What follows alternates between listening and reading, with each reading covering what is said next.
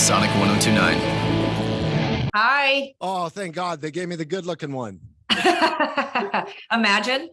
Says Tegan, right? You're not Yeah. parent trapping me? Okay. I'm not parent trapping you, I promise. Thanks so much for joining us today. Oh my God. I have so much to talk to you about. Let's do it.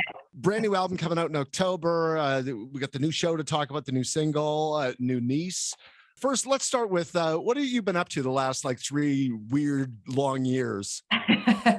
Well, you know what? They were 3 very long, weird years, but also, they were restful years for Sarah and I, which sounds strange because we did write 2 graphic novels, started another book, launched a TV show, and made a new album. So it was a busy few years, but compared to touring, which was what we've done the last 20 years, being at home and working just felt so easy, and felt very grateful to have the time. So yeah, it was a very long, weird 3 years, but a very creative 3 years. And we're pretty amped and excited to launch all these things and get back out on the road.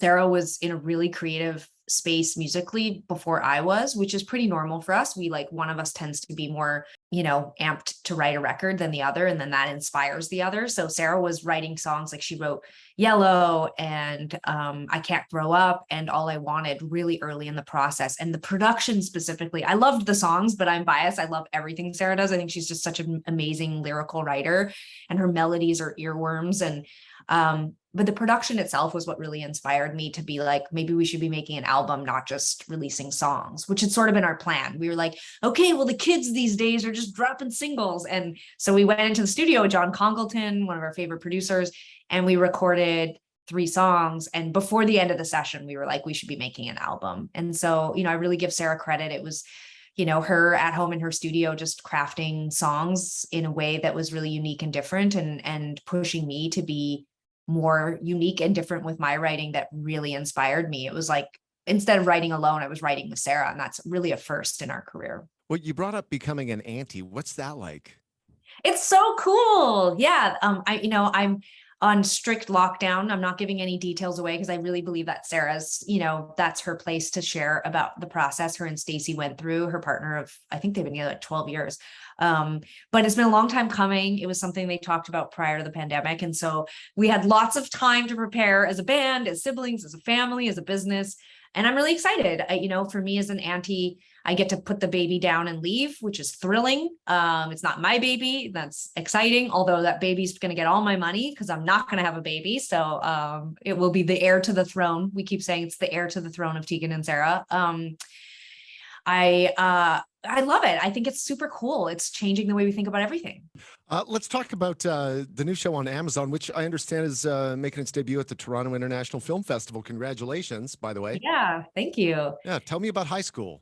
So Sarah and I wrote a memoir in 2019. It came out. It's called High School, and it's about our time in the 90s as teenagers in high school, figuring out that we were musicians, sort of exploring our sexuality and sort of figuring out who we were going to be. And we were also just like, total teenage dirtbags, dropping acid, smoking weed, sneaking out, lying, just being complete and total jerks. And music saved us. We started to play music and it became our singular focus, and we became obsessed. And Sarah and I had a lot of conflict in high school. It's hard being twins, hard living the same sort of identity under the same roof. And music really brought us back together. And so the book was sort of our, coming of age adolescent story, but also a redemption story. And we thought it'd be perfect for TV. So when COVID hit, we went out with our friend Clea Duvall, who's an amazing writer, director, actor, and dear friend of ours. And we started pitching it. It's a really beautiful show. It's very queer. It's very 90s. If you loved the 90s, if you love, Hole and Stone Roses and Nirvana and Green Day, we cleared all that music. It's amazing. Big music budget.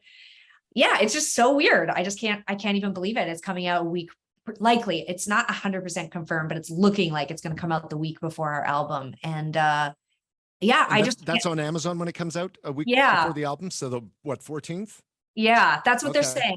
I mean, nobody is more shocked than us that this has happened to us, that we're 20 years into our career. We've made 10 albums, that now we have a TV show. Like, oh, we were such losers in high school. I just can't even believe it. It's just awesome. Well, excited to learn more about your origin story and hear the brand new album Crybaby out October 21st.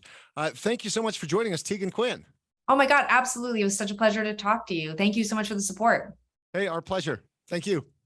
Are you Sonic? Sonic 1029.